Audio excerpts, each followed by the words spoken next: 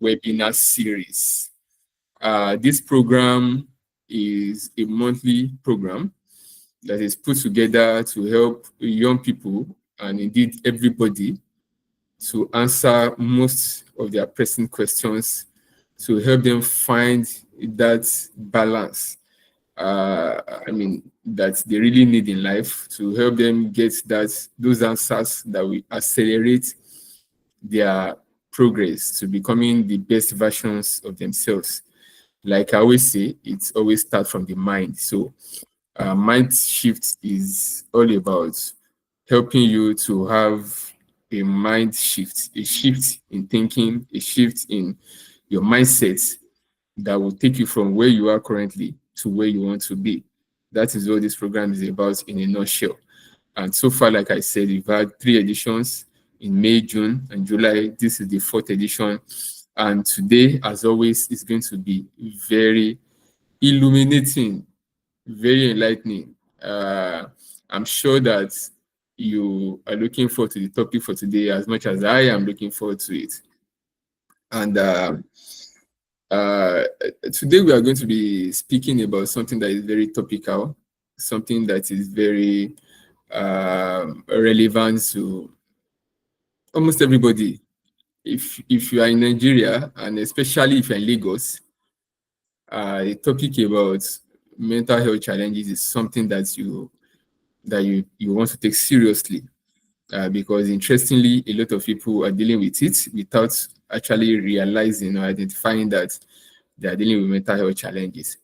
All right. So recently I was speaking with somebody who said, I told her I like the way you're always happy, you're always excited, you're full of life when you're at work and everything. He said, yes, that is the aspect of me that you see. I smile, I try to make friends, I try to be as energetic as possible when I'm at work. But when I get home, I shed tears. I cry in my closet. I cry, when nobody's watching, because I have my struggles that I'm dealing with. And that is the reality for, quite a lot of people. In the presence of everybody, they are happy, and they have this appearance of everything is fine, everything is well. But deep down in their heart, they're dealing with a lot. Right. So today we are looking at this very powerful topic. Now, statistics confirm that mental health challenge is real, and it's quite prevalent in our world today. For example, the World Health Organization, estimates that depression affects about 280 million people worldwide every year. That's over 280 million people are depressed, right? And that there's something we also call anxiety disorder, that over 300 million people are struggling with anxiety disorder, which means that they are just anxious, right? Anxious about tomorrow, anxious about what the next moment was, anxious about their relationships and everything, right? And then we also have issues of suicidal thoughts on the increase on a daily basis, right? I was speaking with somebody just this week, that is ending, and the person was telling me how he felt suicidal. Because of certain issues, certain challenges that he was going through. So it used to be that back in the days, we hardly heard about anything suicidal in Nigeria. But now the reality is that many young people, especially, are suicidal simply because of feeling of hopelessness. Feeling of there's no other way to go about it, right? So mental health challenges are real. Mental health challenges are with us. Now, in Nigeria alone, experts estimate that up to 30% of the population are struggling with mental health challenges, ranging from anxiety to depression to mental stress, right? To all sorts, right? So, if this is the reality, unfortunately, a lot of people are not coming out to seek help because of the issues of stigma, right? So it is often, the case that quite a lot of people are stigmatized because of whatever mental health challenges they are going through, and they rather keep it to themselves rather than come out to speak about it. Right. So that is why we felt that for this month is a topic that we must address. And we must provide a platform for people to actually speak, to share their experiences, to ask questions, to find answers to whatever challenges they are facing. And if we are unable to deal with every challenge here, there is opportunity for you to also interact with our speakers, to seek professional help, especially when you know that you are dealing with mental health challenges. So today we have two speakers that are going to be speaking with us for this month. Apologies. I want to try to share my screen.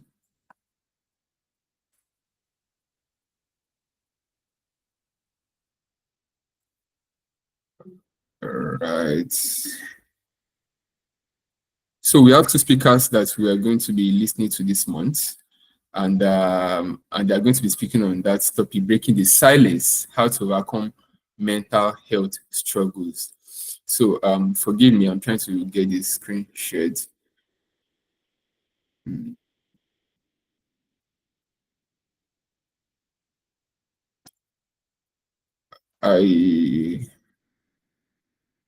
But is my screen visible now?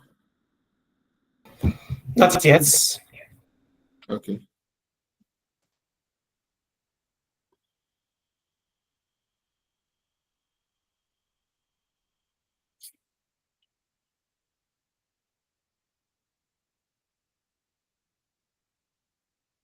Can you see my screen? Yes, please. All right, so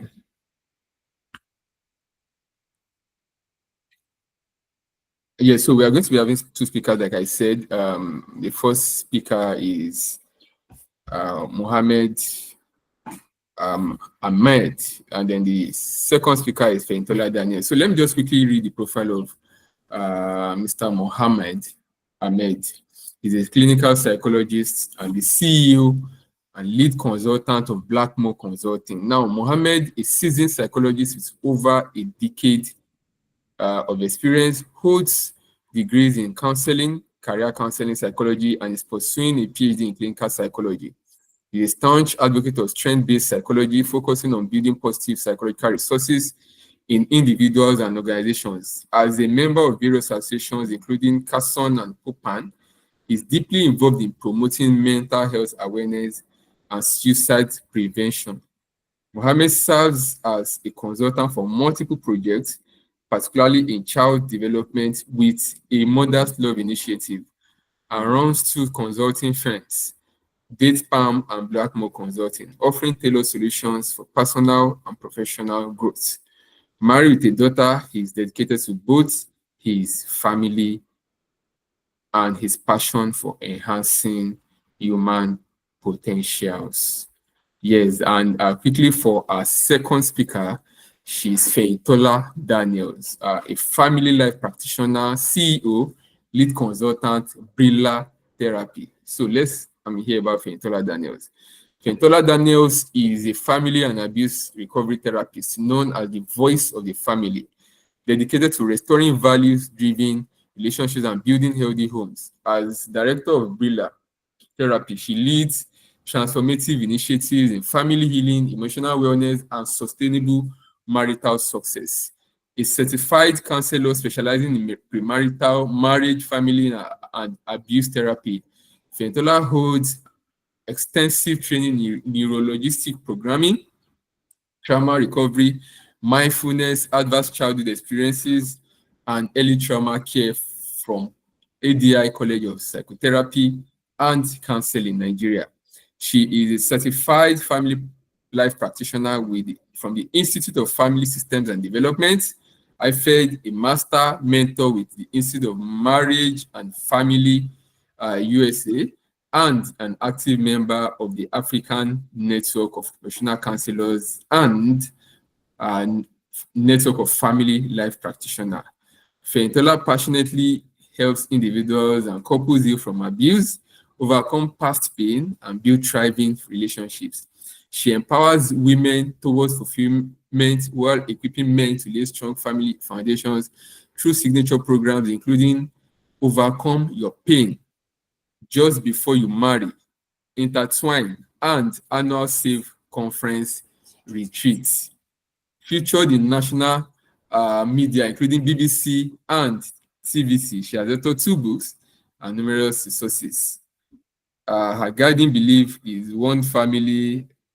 okay, one family at a time, recovery is possible, happily ever after is possible, and she's joyfully married with children.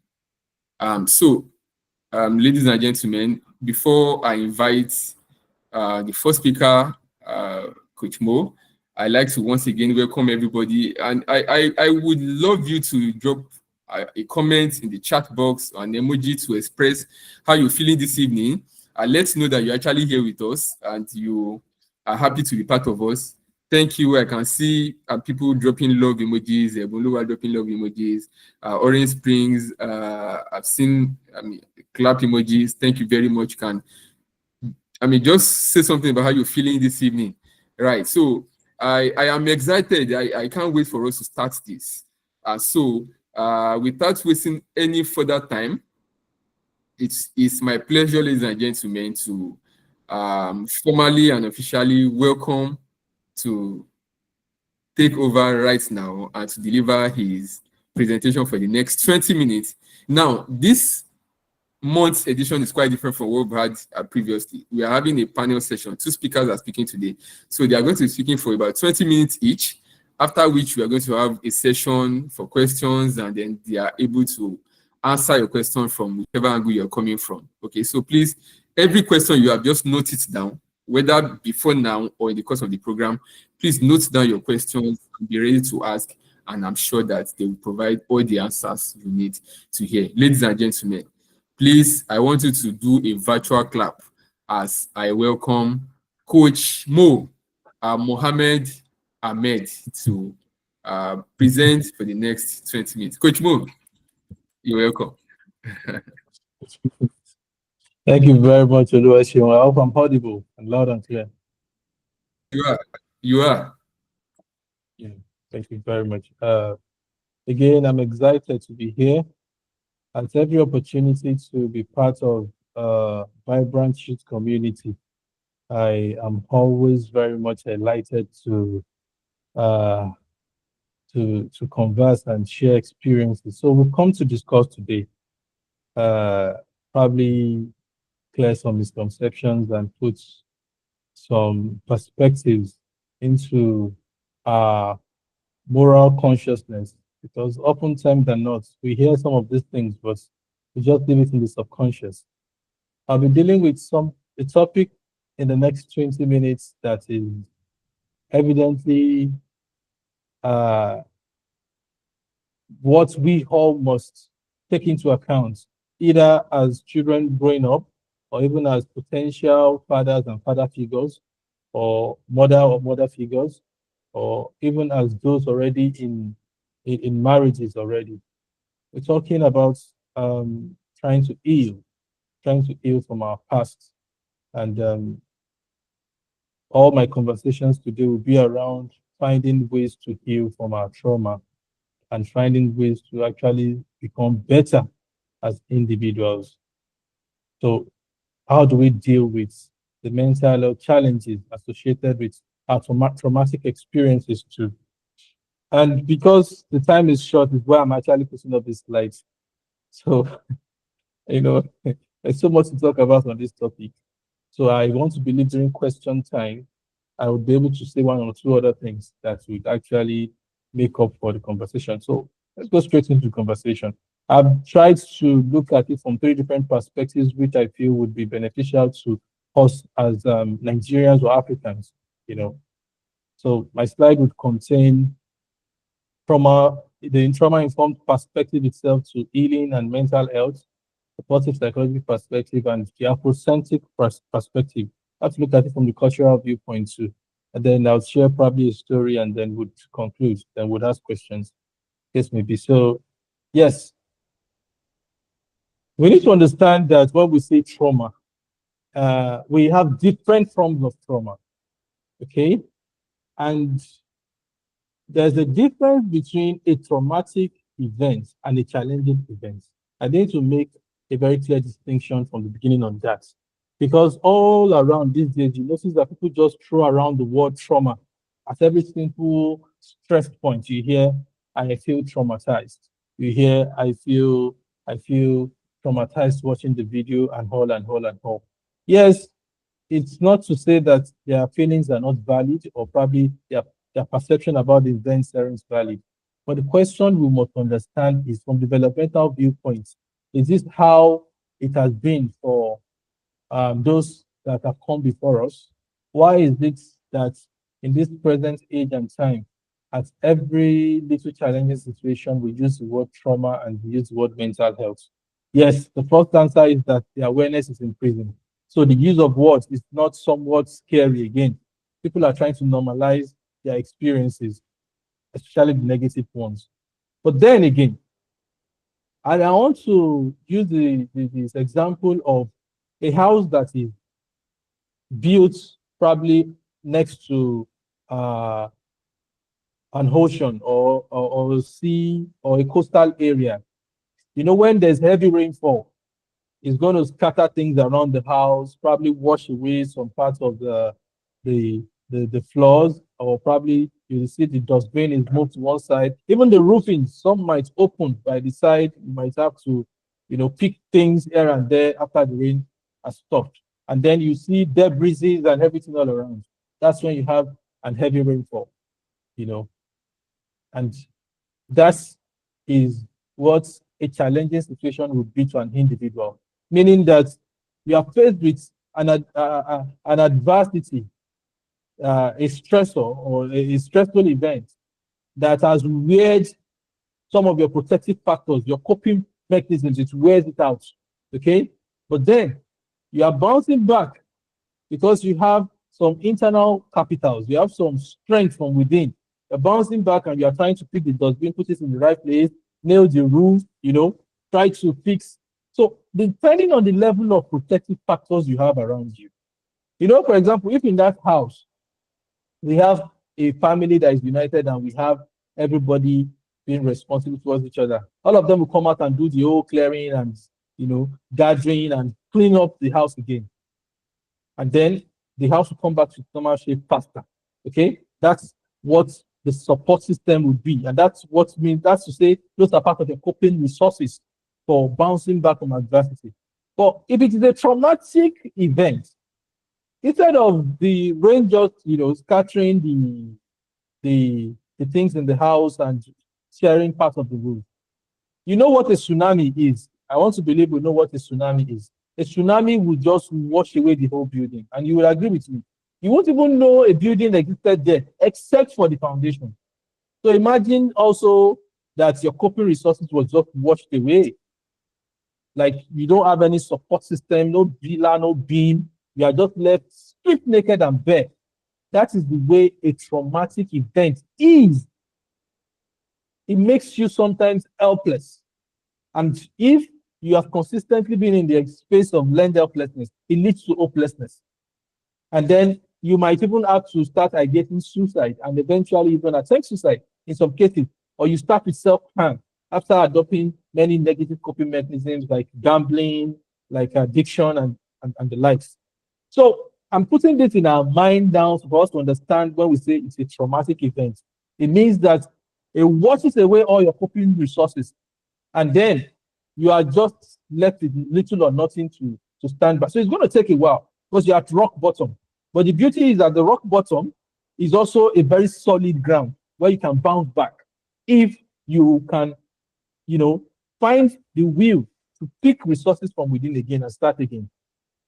So trauma is two people can be in the same car, experience the same accidents, even have the same injury, but would have different experiences of what happened. That is what trauma is. The trauma is in the eyes of the beholder, as we have beauty in the eyes of the beholder. So it means that if somebody tells you, I feel traumatized, yes, the person might probably be misusing it, but you still does not mean we would invalidate that person's experiences. For example, a girl has been close to being raped before, and now she's watching a rape video on social media, and then she is re-traumatized because that event is now replaying. And another similitude to explaining that is this: you are going in the bush, and then you probably all of a sudden face a brown polar bear. It just comes out of nowhere. What would happen? Is it fight or flight, depending on how your body response system has always been before now? Some people will just freeze there. They go numb, and they start to probably cry, or they could even faint. Some people would just have to fight the bear. Some people would have to run. Okay, these are different responses to traumatic events in life. And that's why you sometimes be blaming, you're in an abusive relationship and you're not living in a relationship. I love him, I don't want to leave him, but he's giving you negative experiences now. He's dating some other girls. You caught him cheating, you caught him this, but I love him. Everybody has their pattern of how they want to respond to events that are painful, long lasting. So I've given you a background now. So now imagine somebody waking up every day and seeing that kind of event. That polar bear is in the head already. Okay? That experience is in that person's head that is so a polar bear. It is a traumatic event for the person. So it is registered in the episodic memory. Okay? And then sometimes even stored in the long-term memory. But because it is traumatic, it is triggered anytime maybe the person is even watching a movie, and then it is a scene that mimics the experience that person has had before. There's a possibility that the person will be re-traumatized. So we have primary trauma, secondary trauma, vicarious trauma. We have generational trauma. Different existential trauma, different categories of how trauma can actually come into the picture. But then we've said so much around what trauma might look like. The question is, how do we cope? How do we move on? And then I'll just give a simple example also. And I think many of us would have even probably watched it in movies. Maybe I'll use something here as an example. Imagine this is you, okay? I don't know if all of us can see what I'm holding. I just have to make it that. Imagine this is you, and your trauma is those fishes in this water. If the water, imagine before there was water.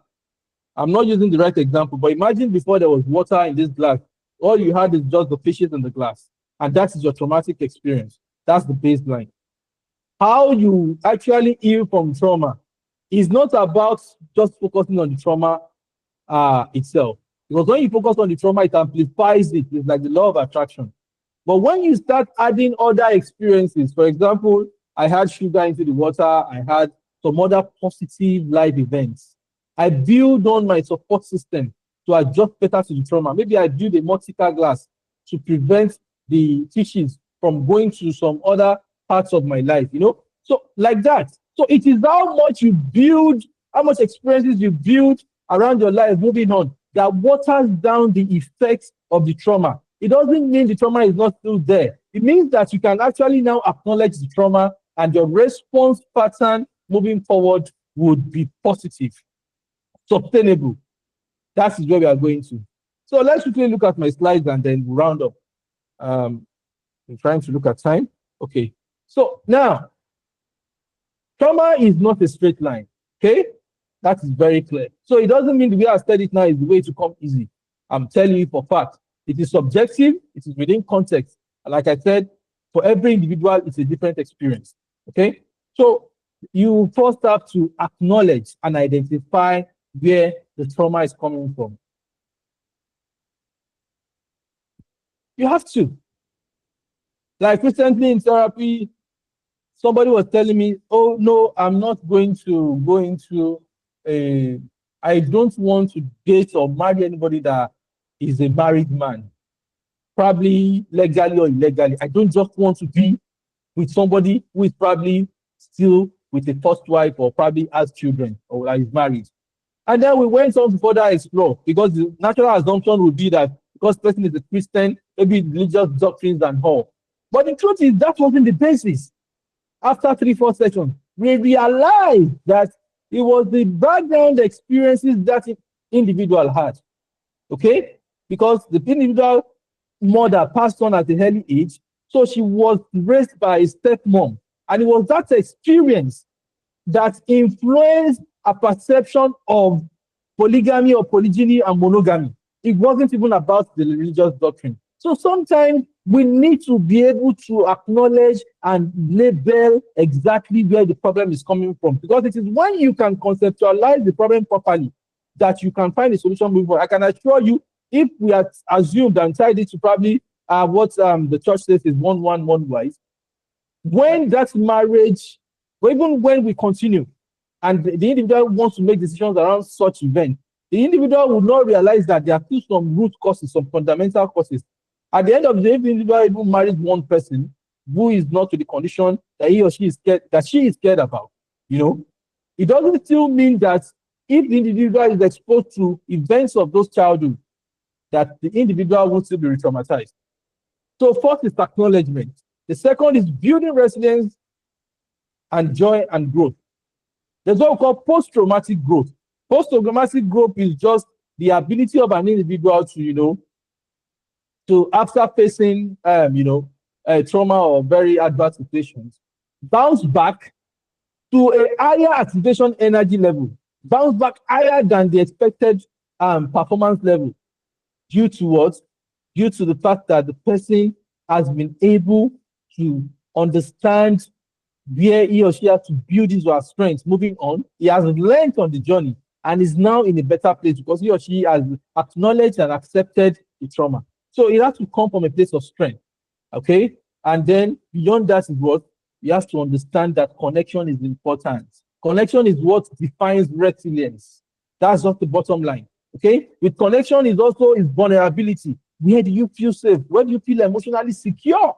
There's a lot to talk about in that dimension. But these are the three things we need to look at in this conversation. Because even if you acknowledge the trauma, and even if you try to build strength, build resilience in the journey to overcoming your trauma, if the support system around you is not a positive one, if it is not reinforcing, if it is not one that helps you understand that you can ask for help, that you can actually lean on me, that you can have a shoulder to lean on, there would always be problem. So moving on forward, the trauma-informed perspective is to say that you are acknowledging the wound. What has happened to you, not what is wrong with you. What has happened is most likely in the past. Okay? It's not about something wrong with you. It's about something that happened to you. Okay? So you have to look for emotional safety. If you look at the Abraham Maslow's hierarchy of needs table, there's the part after physiological needs, it says safety needs. Do you feel emotionally secure and safe at wherever you find yourself? When you enter the room, do you trust the people in the room? Or when you enter the room, do you think they are talking about you or they say something behind you? Or do you think they're planning against you? If you feel that way, you would always be suspicious. You suffer what we call hypervigilance. You continue to look for what is not there. And that in itself is a mental health challenge. Trust, transparency, honesty builds stability. See, the point is, if you are not even safe in that environment, you can't find that reason to be transparent. And then you might continue to lie or cover up what is not there. Then that would inform your decision-making patterns too. Care support. As a community now, who are your peers? This is the community itself as we are online. You should be able to connect to people and, find that space to, try. Collaboration is needed. You are not alone on this journey. If you need help, seek professional help, okay? And for cases of addiction, for example, sometimes it's not just by visiting your therapy alone that you actually solve cases of addiction. Sometimes you might have to join a community of those with common symptoms, where you both all can hold yourself accountable and understand that this is a journey that's associated with a lot of relapses and struggles. Then more importantly is to empower yourself, your self-efficacy, your levels of hope, your levels of optimism. Very, very important. Very, very important. And then these are things that will add to your resilience quotient. So, but more importantly is what you cannot heal, you cannot acknowledge. So if you're on this call right now and you've had some very terrible, nasty past experiences, it is important you find that space in therapy, or find that somebody that you feel safe with, that will not use the words against you, or will not see you finish and will start to look at you somehow. You must find a professional to talk to. It's very important. I say that all the time. Now, from the positive psychological perspective, is to say that, okay, I talked about post-traumatic growth, meaning that you have to find the meaning. According to Viktor Franklin, the concept of, he was an Australian psychologist that was part of those in the Nazi concentration camp, you know. And while they asked him how he survived the concentration camp with all the suffering and torture, because he had a reason to still stay alive. He found meaningfulness in his struggle because he wanted to connect back to his family. So, are you still in the survival mode, or you are normal functioning mode, or you are the thriving mode, or you are even at the flourishing stage? These are several stages of functioning that will determine where you are in life. So, but from the positive psychology perspective, is to say that you still have positive capitals. You have resources within you that you can build to help you overcome those traumatic events and even become a better person. Go and look at most of those that are leading on the space today, whether in the church space, mosque space, or even doing very well. They have embraced their scars. They wear their weaknesses so well that it becomes a strength. Okay? And then it gives them that sense of security. And then another theory that is very important from a positive psychology perspective is the PAMA model. The PAMA model of well-being says that for every individual to actually flourish, you must have positive emotions in your life. Meaning, if you don't play Coach well, Mo, start playing very well. Yes, please. Coach Mo, you have 2 minutes. 2 minutes, yes. Just 2 minutes more. Okay, don't worry. Thank you very much. So you see why I had to use this slide. You must have positive emotions in your life. You must be happy. Okay? You must have meaningful engagement. It's not just scrolling social media all day in, out. You must have things that value or matter to you beyond just making money. Okay? You must have where your core is connected. Some of us are currently in the working stage. We are working class. But even the achievements is not still bringing joy and meaningfulness to our life. Why is that? Because we are not fully immersed in what we do. Our relationships have to be meaningful. You are the same person that is fighting with your siblings, your father, your sister, your neighbor, even in the bus, in the conductor, you fight with the person. You get to work, you fight with the person. You get to church, you fight with the person. How far now? This alone is stressful. It leads to what we call relational trauma. Work on it. Meaning, I've talked about accomplishment. Celebrate your little successes by practicing gratitude. You know, that's very important. So, and just to sum my conversation up, I have to add this because I'm always very Afrocentric. There's the African principle called Ubuntu. I am because we have. If everyone can understand that healing is collective, yes, we would then understand that we need to create vulnerable safe space for us to be able to discuss our fears, our shame, our guilt, okay, our certainties about life. You know, we must come to that space where nobody should be judged by what has happened in the past or what is even currently happening to him or her. In that way, when we come together to actually support ourselves, we are much stronger. You know, the usual similitude of if you want to break a broom, it's not possible. But if you take out one of the strands of the broom, you can easily break it. So, and sometimes by storytelling, we build more resilience. Okay, we build more resilience. So we have to look at where to share our stories. That's more important. Where do we share our stories? So, I think with all this, I've been able to actually capture the conversation. So, in summary, honor your past wounds. Okay, integrate your failure experiences, honor them. Build your strength for the future. You still have the capacity to become better. The next best time is now to start a new journey. Then stay grounded, stay connected. You know, the Ubuntu principle, I am because we have. So the call to action here is identify one strength you can start with today. It could be as simple as you can tell stories. It could be as simple as you can show gratitude. It could be as simple as you can be accountable to say, I'm sorry for doing this to somebody. That's just the little actions you want to take, okay? And then you listen to others, and then you share experiences, and then you become fine. Thank you for listening. Thank you very much, Coach Mo. That was quite enlightening, and I must say, very robust. In spite of the fact that you had just 20 minutes, you did a lot of justice to that topic. And I personally took some takeaways from this very presentation, and one of them is that you must identify and acknowledge your trauma. You know, we are speaking about breaking the silence, how to overcome mental health struggles, and he has really spoken from the area of trauma. I mean, what have you gone through in the past that is now affecting you, having impact on your life and your relationship with people, right? So that is one area that a lot of people are dealing with. Dealing with issues that have gone on in the past, I mean, years before now, and it's still affecting and controlling their life and relationship with people. So you must identify with trauma. You must build healthy support system. He made allusion about a house and how a solid component can actually help you out to stand in storm. And then, of course, find meaning in your struggle. I noted that very importantly. Even while you are going through that challenge, look for something to hold, something positive that can propel you, to seeking the solution that you want. And then finally, embrace safe spaces. The communal ideology of Ubuntu, is something that we must all embrace. So thank you very much, Coach Mo. We'll come back to you definitely by the time we get to the question and answer session. So please keep noting down your questions, whether you are coming from the angle of trauma or whatever it is that is a mental health challenge. It might even be stress that you're dealing with. You might be dealing with a healthy, with an unfriendly boss. You might be dealing with a challenge at work now. You might be having some family challenges and you don't even know how to go about it. This is where the conversation is. And it is on that note that I now like to invite our second speaker. For those that are just joining us, thank you very much for being a part of this. Welcome to the Mindshift webinar series for August.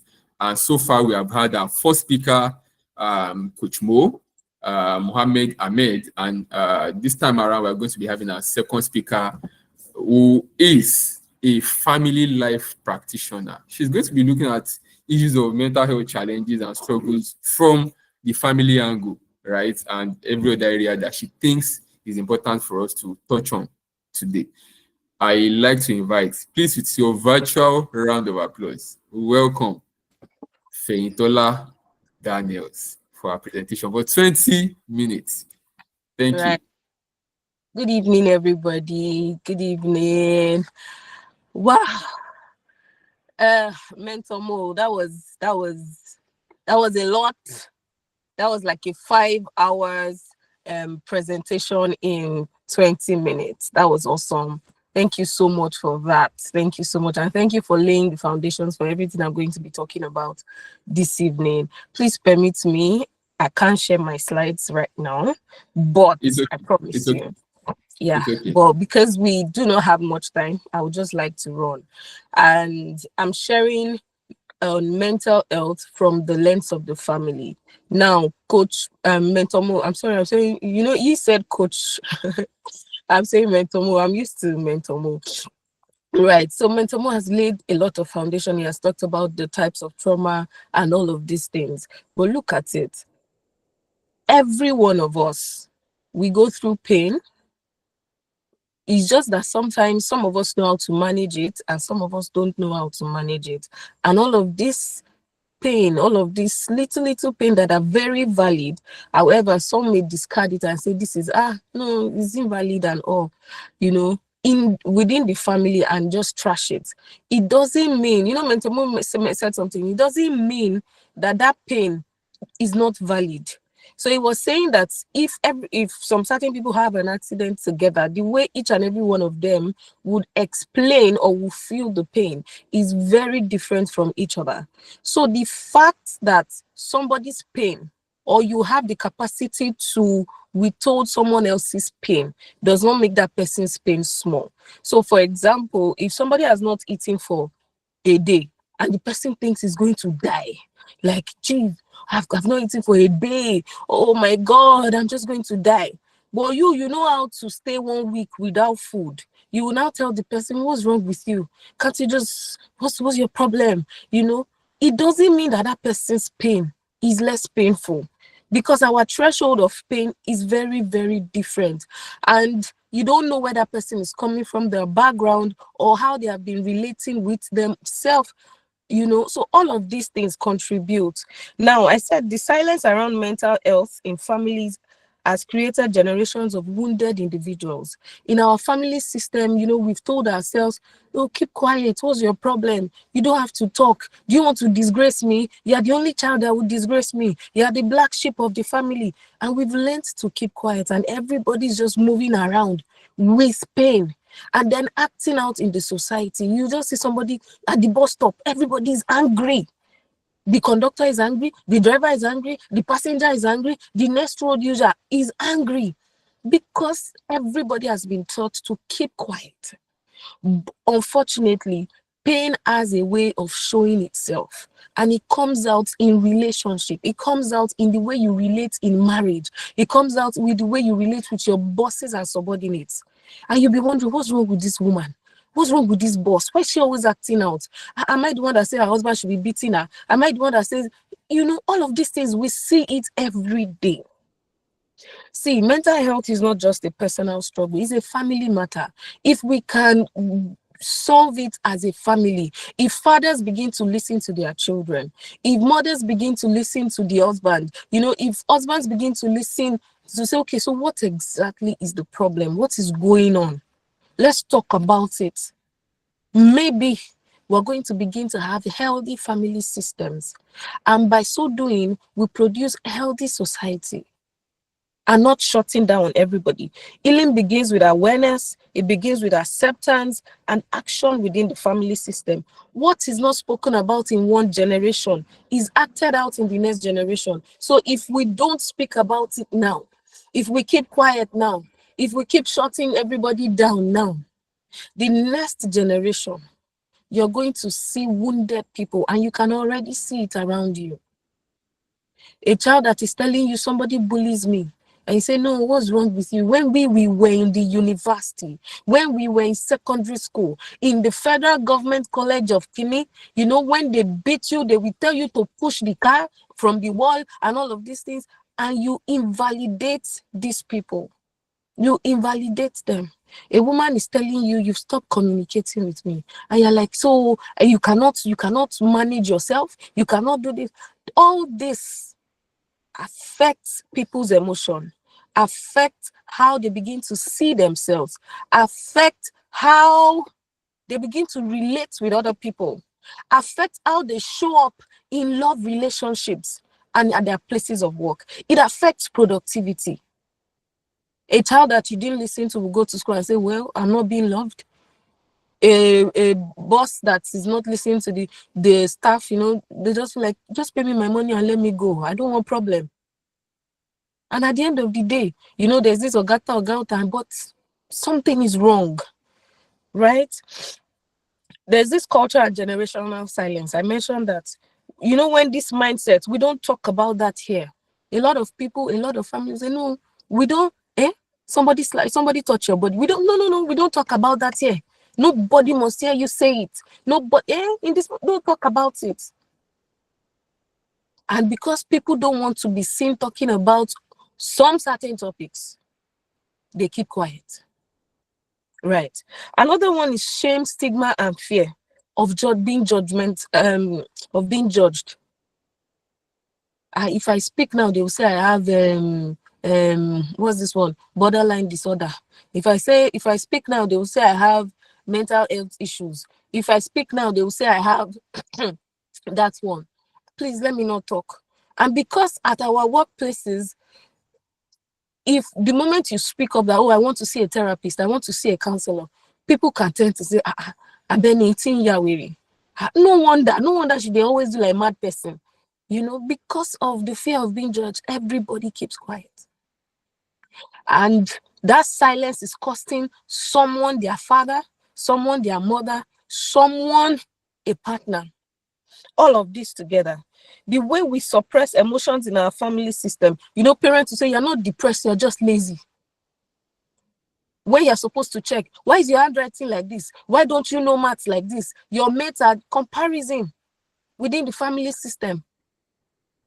Somebody that cannot concentrate in arts, you're telling him to do medicine. We're not listening. We're not hearing people out. All we want to do is judge people. Children are learning to cope in silence, right? How traumas of their parents affect children. That's adverse childhood effect, adverse childhood experiences. We held a seminar, a conference yesterday, and most of the questions, how do I handle my parents' divorce? How do I handle my dad has not been talking to me, but yet he's very strict. I'm losing myself. I can't seem to understand my parent. Those were the basics of the question. Somebody says, I'm afraid of getting married because when I think about my parents' marriages, it's hell. Somebody said, I've never seen good marriages before. And this thing fears me. I'm having anxiety because I'll be getting married in 2 months. Anxiety is a mental health issue. And you can clearly see how all of this is affecting the family system. When we see behavioral patterns, instead of saying, in the generation of your Boshima Shenile Baba Yini, and you're not sitting the child down, Boshima Binonile Baba one, you're supposed to sit them down. If they need to speak to a counselor, a 3-year-old or 4 years old, 5 years old is already, when the child is angry, is already breaking the TV, is breaking the house, is breaking this, all of those things. You're not wondering what is the child really dealing with. Kilo le maro, what's it thinking about? The world and the way this generation is right now, they have issues that is peculiar to their generation. Just like millennials and Gen Z have issues that is peculiar to each generation. Even the people that were born in the 1960s, they had their own issues that was peculiar to them. So because we can't relate to the children or to the Gen Zs, and we're wondering, what can they say their problem is? But their problem is a problem. Right. And this is how mental health struggles shows up in the family system. Withdrawal. You will just see that your sibling, your very happy sibling, is not just happy anymore. And everybody's saying, Utim Dagba, somebody batin Dagba, somebody batin Mowo, somebody batin She. And you're not asking, bro, Alpha, what's wrong with you? So I get my own two self, me self, and they deal with something. Everybody get waiting, then they deal with, anger outburst, addiction, perfectionism, high functioning depression, and eating anxiety. You cannot clearly pick that somebody is dealing with anxiety, right? Children acting out, right? Now, how can we break or how can we create safe spaces in the family system? Number one, let's break the culture of silence. We cannot keep quiet again. I said it earlier. I said if a generation keeps quiet, it will show up in the next generation. You can see what is happening with the Gen Zs. I'm saying they are too spoiled. It is because the millennials or those people that trained them removed something. They removed something because a baby does not know how to do anything. We didn't parent properly. That is why it is showing up in the Gen Zs that we're seeing today. Right. Number two, open conversations about emotion. As a parent, as a father, as a brother on this call, when you see people, don't just say Alpha. Alpha is too vague. Say, just say, how are you for real? Like, how is your day going? What went well in your day today? Or what didn't go well?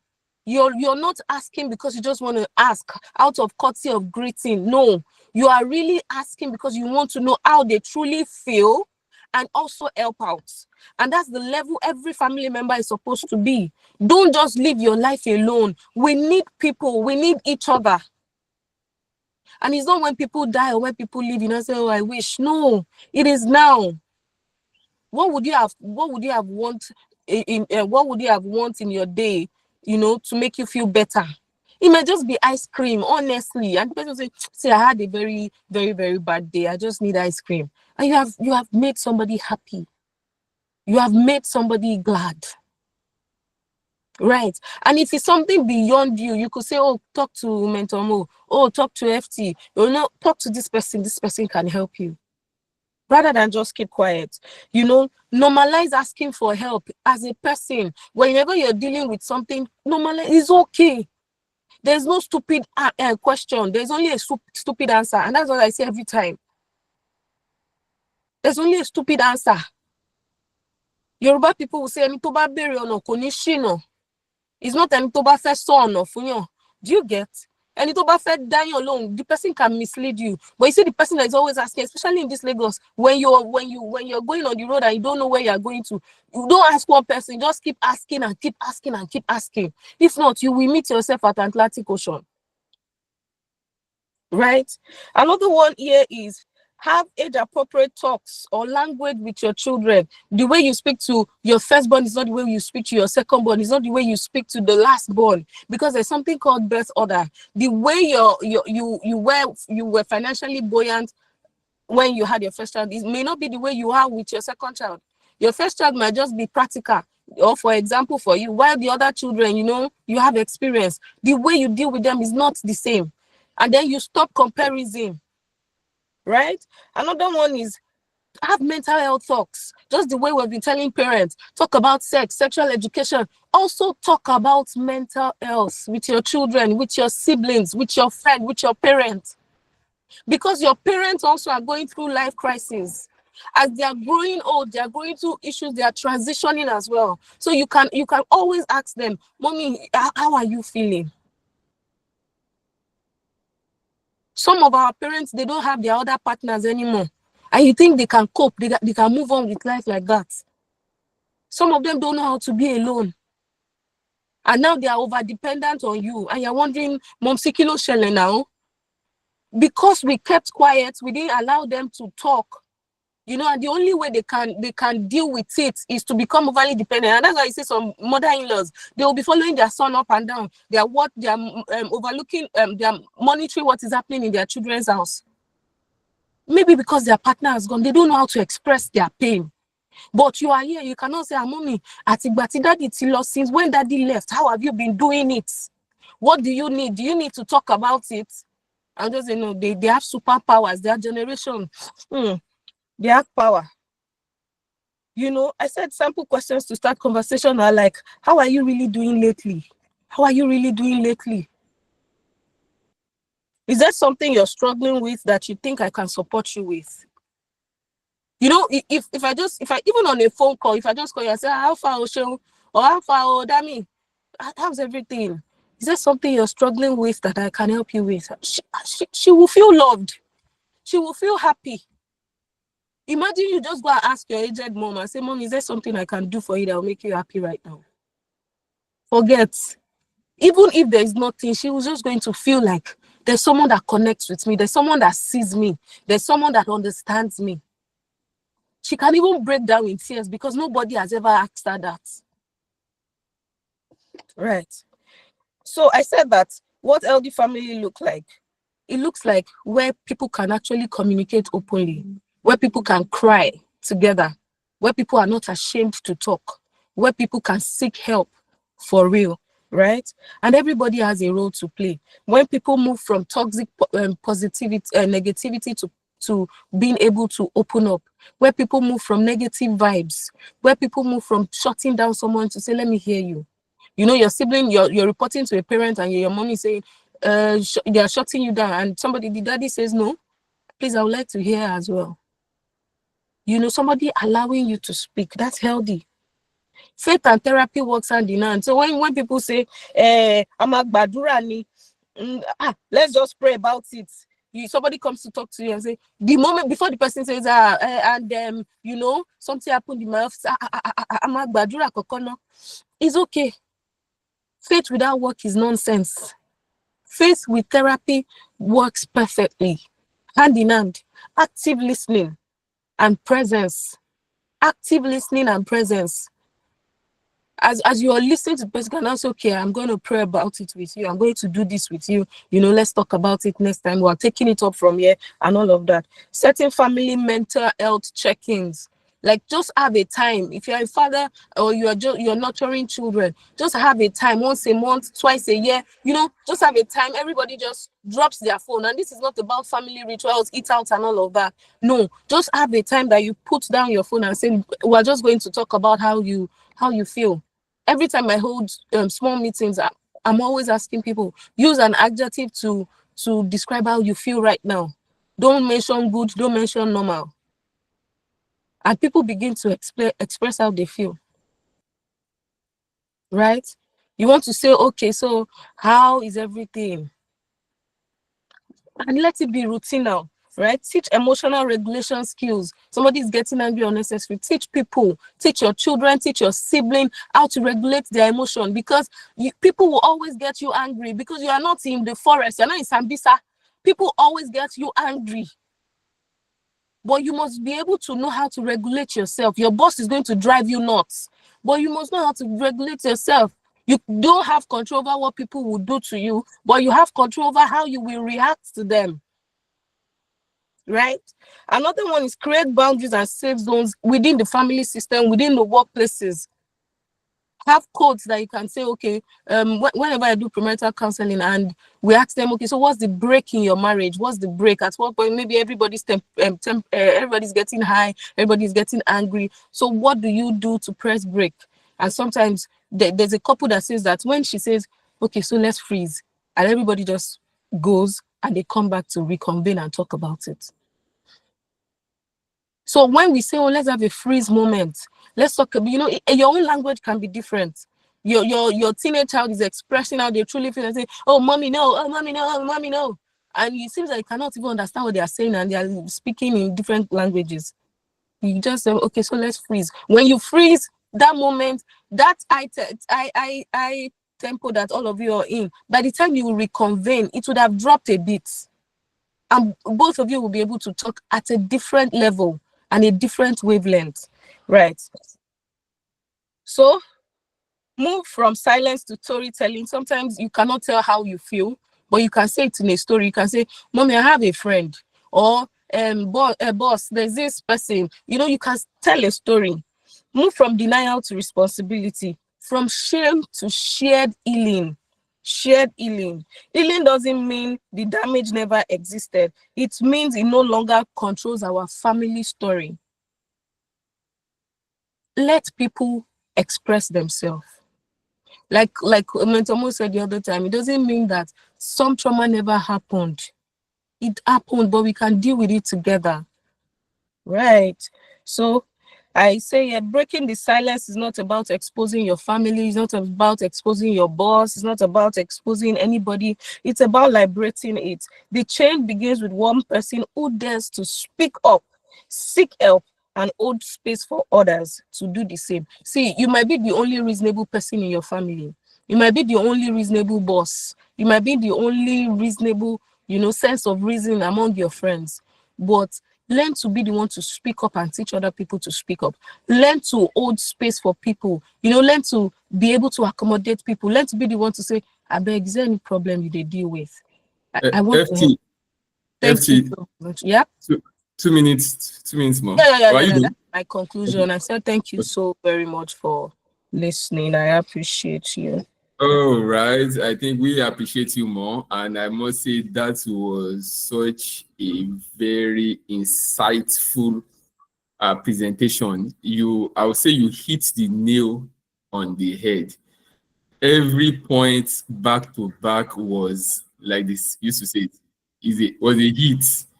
Every point hit the nail on the head. And I am sure, I mean, a lot of people can practically relate with everything you've said. And there are a few things that I also noted in the course of the conversation, which is one of it is that what is not spoken about in a generation affects the next generation. So, and that means you must encourage people to speak up, encourage people to talk about whatever they are feeling, encourage people to open up.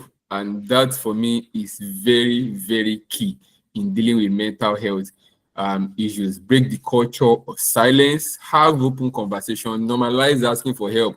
And so for you that you are listening to this, please normalize. Interestingly, we're having a Sunday school this morning in church, and the topic was about how to deal with addictions. And one of the things that was very important in that conversation was learn to open up to trusted people.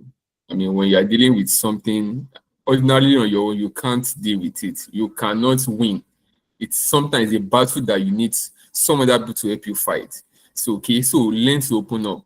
Don't keep your mouth shut. a closed mouth, they say, is a closed destiny. So whatever mental health challenge you're dealing with, stress, anxiety, depression, whatever it is, please open up. Please open up. Please talk to people. And and if you have to, seek professional help. At this point, I'm just going to open the floor. I know people have questions. I know there's a lot that some people want to find out. Unfortunately, our first speaker, Mentor Mo, he left for something quite unexpected, so he quickly had to leave the meeting and sent his apologies.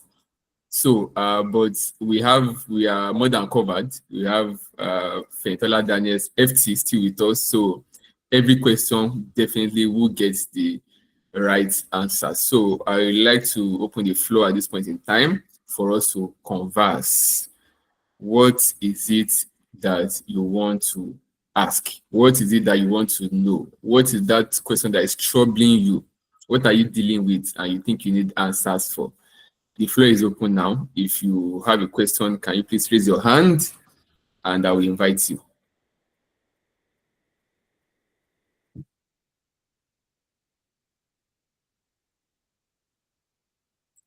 Yes.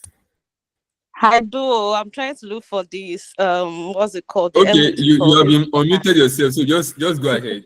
Go ahead, Shadi. To our coach FT, you really did an amazing job. It's just like you're preaching on the altar, and we need to be hearing things like this even in our religious bodies. So first of all, I'll say thank you, and then to Pastor, is it Pastor, Assistant Pastor Shiv? Thank you. I can recall 2, 3, 4 times that you've called me to really check up on me, and they came timely, and that was enough for me. So my question is this, because my husband works in a mental health organization, and here I've gotten to learn some things. But I just wanted to know, with this coping mechanism, does it mean it might not really be coping? Yeah, it might not really be trauma, or because we all have different coping mechanisms, we tend to attend to things easily, or for some people it's just like akebaje, if you understand what I mean, to our coach. Because here you see that as somebody, maybe she was raped, and because of that one, she will have mental health for the rest of her life. Is it that she cannot cope, or is it that because she cannot forget it, or she just wants to be who she wants to be? That's my question. Thank you. All right, thank you so very much. I appreciate that. So, for the example that you've rightly used, abuse is a wound that most of the time it takes a long time in therapy to really come out of it. And usually when they come out of that kind of rape, when they come out of it, anything can trigger a relapse, right? Because it has to do with the brain. When abuse happens, something happens with the brain, right? And when people don't go for therapy, when people just value their kidney, I know someone that was raped and the parents was like, no, I've forgotten how they said the Yoruba, like she's going to, discard it and she'll be fine. And usually when people don't deal with pain properly, they adjust with maladaptive coping mechanisms. We have positive coping mechanisms and we have negative coping mechanisms. And the way abuse happens, the effect of abuse is psychological, it has spiritual effect, it has emotional effect. Do you get? And all of these effects, if they deal with the physical one and they didn't deal with the psychological one, something happened with the brain, something happened with the mind. I have a client that she was abused at the age of 5, and the abuse continued till she was 17. Till she was 19. So you can see the long length of abuses. So by the time she finally was able to bring herself into therapy, it took, she's already bastardized. Now her brain cannot take that pain anymore. Even though when you're, at some point, like when she was 12, when all of those things happened, her brain cannot cope anymore. So right now she has seizures because when they say it's just like when you have rubber band and you have been dragging and dragging and dragging it. A time will come, it's just going to be so free and all of that, and then cut. So now her brain has gotten to that place that it cannot process that pain again. So all she does has is seizures. You get so abuse is a very big mental health issues if not properly dealt with. So, but when they don't get help, they act out with the way they can cope by themselves, and all of these coping mechanism may be very, very negative. And people will now say, "Kilo she, kilo gbe tong gbe. What's the problem? What kilo yo riri?" Meanwhile, our mind or our brain cannot even curtail or process that pain properly. Instead of helping, we're now being judgmental. So if you have anybody like that, just refer them for help. It's not that we are or anything. You can't treat mental health issues alone. Thank you so Thank much. you so much. Thank you. Yep. Yes, thank you. Such a person needs help. I mean, that is just it. She can't do it alone. Thank you very much for that response. Is there another person who has questions? Of course, there are a few questions here on the chat box, but I'd like to take from those who want to speak.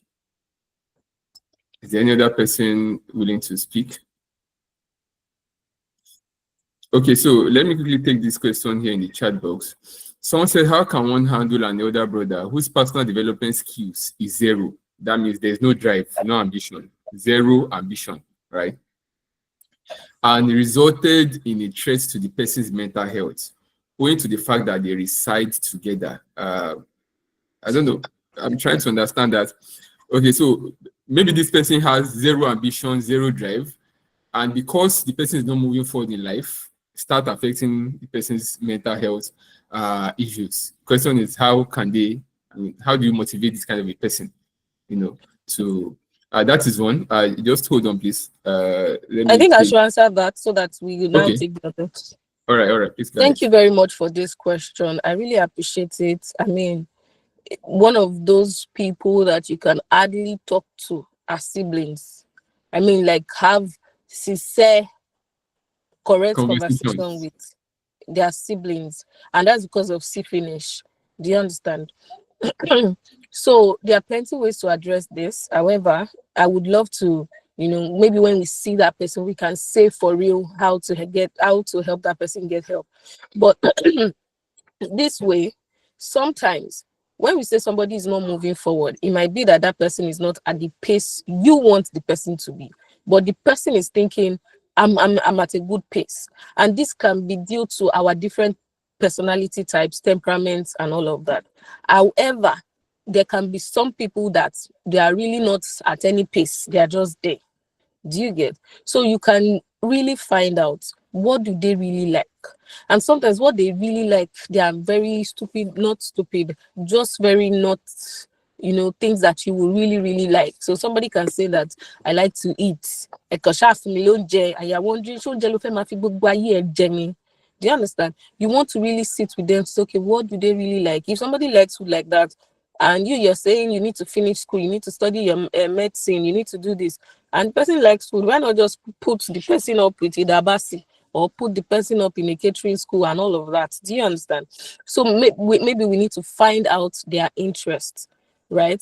Another one is that you may be speaking from a top-down relationship, not a straight line relationship. So if you're the elder sibling and is a younger sibling that is not moving forward, the way you communicate, your tone may be demeaning. Even when you don't mean it, you're just irritated by what is happening. You're just irritated by the issue, right? So by the time you're communicating with some level of irritation.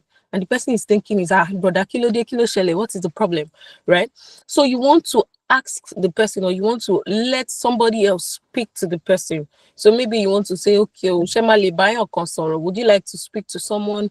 Would you like to talk to someone? And all of that. So from there, another person will be able to speak to them and maybe take it up from there. Another way is to let them come around. Sometimes they usually come around. And I say that because I've seen one or two come around. Like when life now really, really stuck them, they will now say, hey, have I been sleeping? Another one is some people are just stuck in their teenage years. And honestly, this happens with people that has been abused and silenced. They will not talk about it, but you really need to find somebody or help them to get into therapy. I know somebody like a younger sibling that has been stuck up at the age of 16 and she's 32, right? And every of her family member is thinking, what's wrong with this person? What's wrong with this person? By the time she finally spoke, she's been at her 16-year-old, and really she behaves like a 16-year-old. Do you get? So there are various ways. You just need to find out what is happening to them. Thank you. Thank you, FT. Very quickly, there's a second question here, and this has to do with issue of low self-esteem, right? So this is asking, how can one handle a trauma undergone during childhood days, which had enmeshed low self-esteem in one? So how do you deal with low self-esteem that arose from past experiences from childhood? Right. Thank you so much. I'm very passionate about this and passionate about the family system. So what I do, I'm not just a marriage, I'm sorry I'm saying this, I'm not just a marriage counselor. I'm particular about people that came from family dysfunctional homes, and I help them to create another one. However, one of the things that happen with family dysfunctions are past childhood experiences, and most of the time, this affects the way we show up personally before we even show up in relationship and workplace. Do you get? So we tend not to believe in ourselves anymore. We tend to look down at ourselves and all. So for example, for the person that asked that question, see, I feel you and I understand you in the sense that these life happenings, they were never your fault from the beginning. And you deserve to live your full life. You deserve to live a happy life, right? So one of the ways to boost your self-esteem is, number one, like we said, open up about this conversation that happened to you, because there might be triggers there, right? That's the essence of speaking up so that we can deal with the root cause. Then number two, practical step is you want to change how you see yourself. So you want to begin to write out the negative things you think about yourself and how you want to really see yourself. Some of these things I itemized in my book. I wrote a book called, one of my books, Beyond the Four Walls We Call Home, how every family member can actually heal from low self-esteem. So you want to begin to have positive self-talks that, sometimes we've said, when was the last time you actually said nice things to yourself instead of waiting for other people to say it? Then another one is you want to begin to show you your own love language. That means you want to find out what your love language is and show yourself that. And then use the right affirmations. And that will begin to help you. Right. Thank you.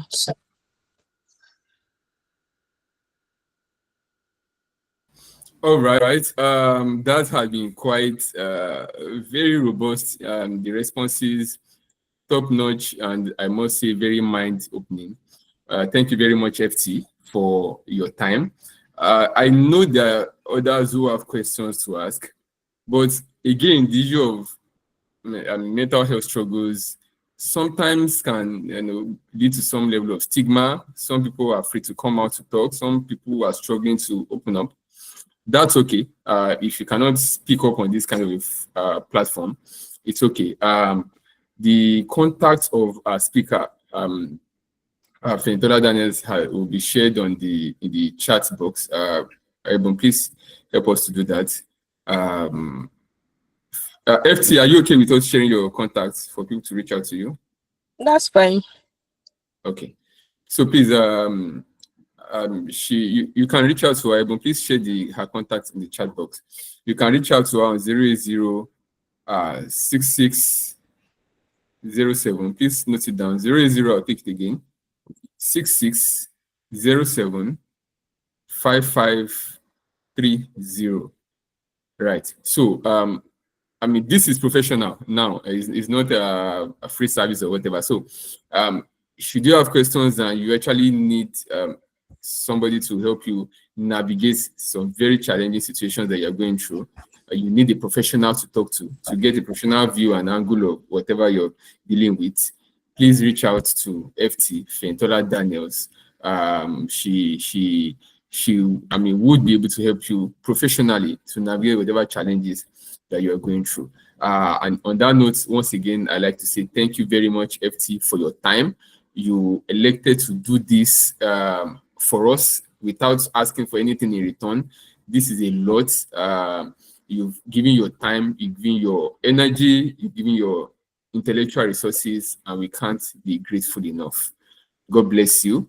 And hopefully we're going to be inviting you on a physical platform where we can actually interact much better on issues that we've spoken about today. So thank you very much. You can end your slide. You can stop sharing your screen. Okay. All right. So ladies and gentlemen, if you're still with us, I want to say thank you. And before I round off, it will be my pleasure to you may want to unmute yourself and show your face and just say one or two things before we call it a day, or for any other information that needs to be shared with our people. All right. Thank you so much. Thank you for this wonderful session. Please confirm you can hear me. Okay. All right. Thank you so much. And special thanks to our guest speakers, Mentomo. I wasn't really surprised. He has been part of different knowledge sharing session, both professionally, and I'm happy that he was part of this conversation here today. I will extend our appreciation to him also when we meet. And Fentola Daniels, thank you so much. I don't know if you can remember the face now. Yes, we've also been in touch for some years back, and I'm happy hearing you speak, and it's been awesome teaching out these important points, and I'm sure that we've all gained something valuable from today's session. Thank you so much, really appreciate. And to everyone, we really encourage you to please more knowledge areas will be discussed as we proceed in subsequent editions, and we encourage you to please tell your friends, tell people about this webinar, and I'm sure that they would always appreciate you for linking them up with a community like this. Thank you so much, and thanks APH for this opportunity. Thank you. Bye for now. All right, thank you very much. So once again, we meet every fourth Sunday of the month. So we'll be doing this again next month, September, by the grace of God, coming up with another topic. If there is any area that you'd like us to, have a conversation on, or bring somebody, a professional to speak on, please, you can drop it on our community. There is a WhatsApp community for Mindshifters, members of the Mindshift community. You can drop it or send personal messages to me or to any of our conveners or any of our volunteers. That this is one area that you really love somebody to talk about, that you really want to learn about. I'll be happy to indulge you by bringing somebody who can really address such issues. So once again, it's been a pleasure having our speakers, FT and Mentomo, join us. Thank you very much. And for everyone who has been part of this meeting, I'm sure that you've learned one or two things. You are taking away something that will be useful for you. You can drop your experiences, provide feedbacks to us. If you are not on the Mindshift community, please do join us on that community. Okay, so join us on that community. The secretariat should please drop a contact or the link to join that community for those who are yet to be part of it. So please do. We share ideas there, and we'll be happy to have you on that community to interact with you further, even outside this webinar. So on that note, ladies and gentlemen, we hope to see you again next month. Please mark the date on your register, invite somebody to be a part of it, and don't forget to think positively. Remember, it always starts from your mind. Everything that goes on around you, you are what you think, you are how you think. It's about your mindset. So adopt a positive mindset, pick the lessons from what you've learned today, and apply it to your life, and start thinking in a different way. So from me, Oluwaseun Banja, it's been a wonderful evening. God bless you. See you again next month. Bye for now.